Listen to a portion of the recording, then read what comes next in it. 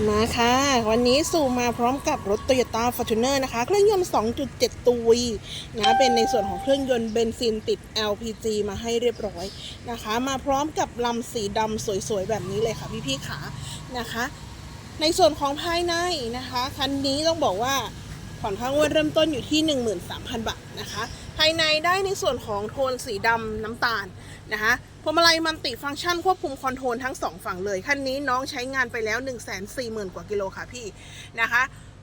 ในส่วนของหน้าจอเป็นในส่วนของหน้าจอวิทยุนะคะ CD MP3 เล่นได้เลยแอร์ปรับออโต้ค่ะพี่ขาเกียร์ออโต้นะคะเบาะได้เป็นในส่วนของเบาะหนังสีน้ำตาลเข้มๆแบบนี้ปรับไฟฟ้าฝั่งคนขับ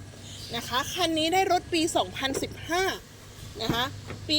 2015จ้ะพี่จ๋ามีแอร์ราวทั้ง3ตอนเลยนะคะมีแอร์ราวทั้ง3ตอนเลยด้านท้ายเป็นในส่วนของประตูไฟฟ้าด้วยนะคะสนใจคันนี้ทักหาสู่ได้เลยนะคะ